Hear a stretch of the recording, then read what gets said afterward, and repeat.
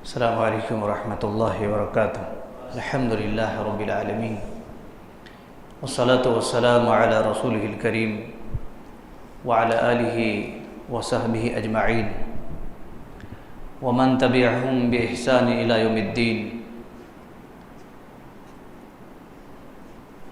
فاعوذ باللہ السمیع العلیم من الشیطان الرجیم،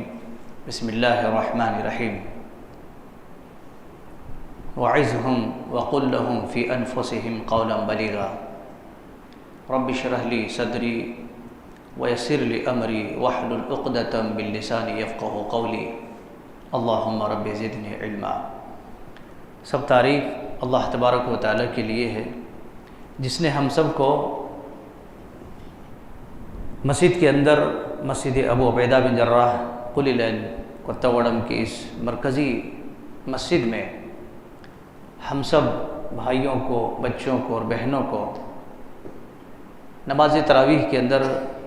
شرکت فرمانے کا موقع فراہم کیا، اس اللہ تبارک و تعالیٰ کا بے انتہا شکر اور احسان ہے۔ بعدہ بے شبہ درود و سلام کا تحفہ نازل ہوں ہم سب کے آخری نبی محمد رسول اللہ صلی اللہ علیہ وسلم پر، جن کی تعلیمات کو سیکھنے کے لیے ہم لوگ اپنے وقت کی اور آرام کی اور ہر چیز کی قربانی دینے کے لیے الحمدللہ تیار ہیں۔ اللہ تبارک و تعالیٰ اس چیز کو بھی قبول فرمائے، آمین۔ دوستو اور ساتھیو، آج کی اس نماز تراویح کے اندر 11ویں پارے کی تلاوت کی گئی ہے۔ الحمدللہ دیکھیے، وہی رات ہیں، وہی وقت ہیں اور وہ لوگ ہیں، مسجد بھی وہی، ساری چیزیں وہی۔ آپ غور کر سکتے ہیں کہ کتنے اسپیڈ کے ساتھ یہ ایام، یہ راتیں گزرتی چلی جا رہی ہیں اور ہم لوگوں کو بھی پتہ نہیں چل رہا ہے کہ کتنے اسپیڈ کے ساتھ گزر جا رہا ہے۔ اس 11ویں پارے کے اندر 2 سورتیں شامل ہیں، ایک تو سورہ توبہ اور اسی طریقے سے سورہ یونس۔ اللہ تبارک و تعالیٰ نے ان دونوں سورتوں کے اندر 11ویں پارے کے اندر جو خاص جو پیغام اللہ نے دیا ہے اور جو مختصر خلاصہ کلام ہمیں سمجھنا ہے وہ اس طریقے سے ہے۔ اس کے اندر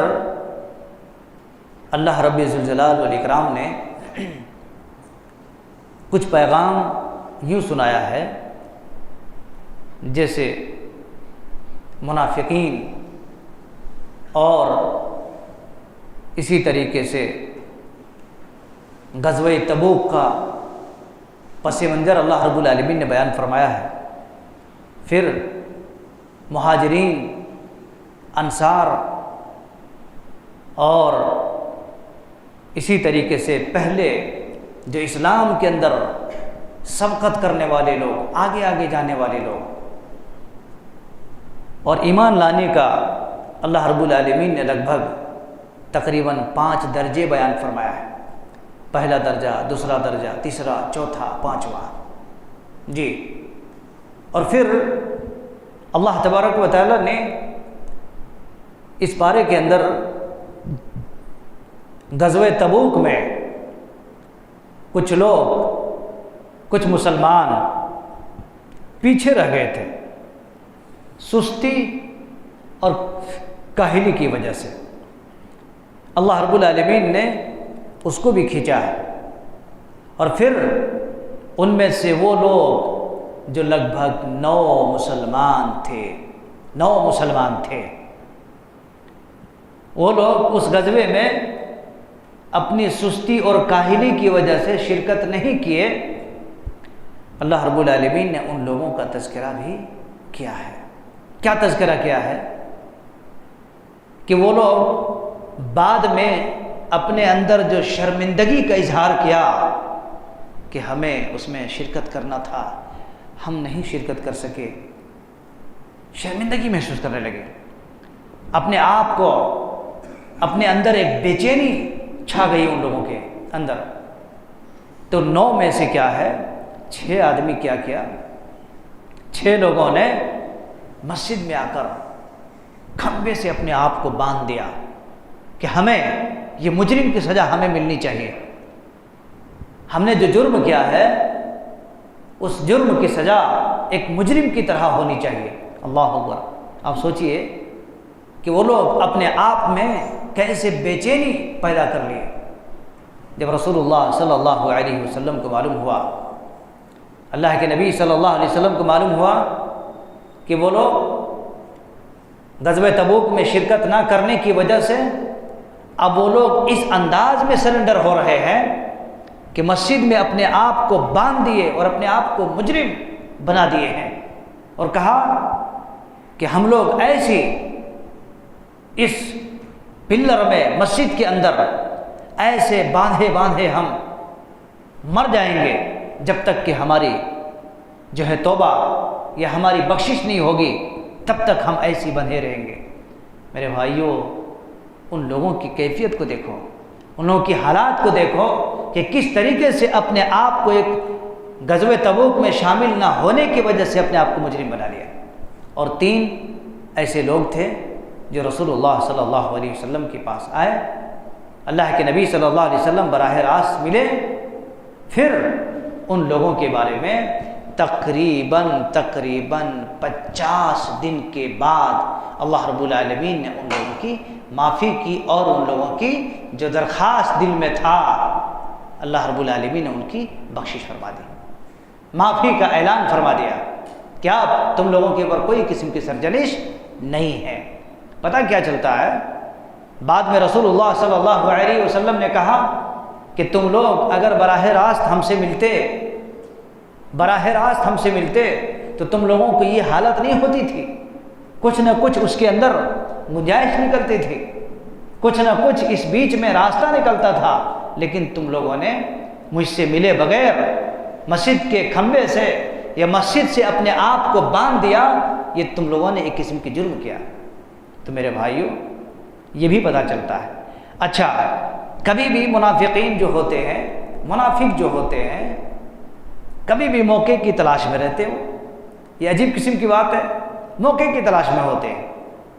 اور اسی موقع پر رسول اللہ صلی اللہ علیہ وسلم کے پاس کچھ منافقین آپ صلی اللہ علیہ وسلم کے پاس آئے۔ کب؟ جب غزوہ تبوک میں جانے کی تیاری کر چکے ہیں، غزوہ تبوک میں جانے کی تیاری کر چکے ہیں۔ کیا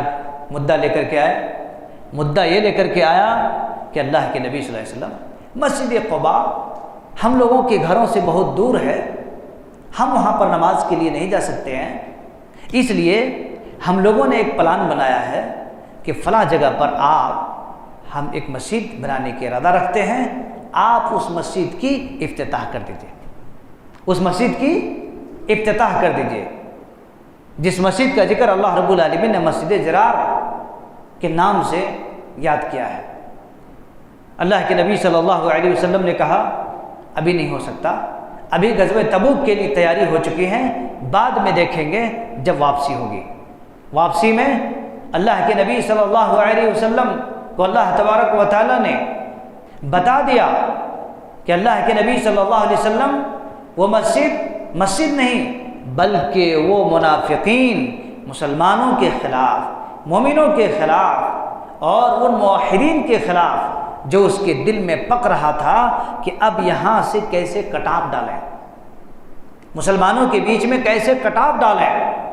اس بنا پر وہ مسجد کو بنا رہے ہیں، اور آپ سے افتتاح کروا کر کے مسلمانوں کی آنکھوں میں دھول جھونکنا چاہ رہے ہیں۔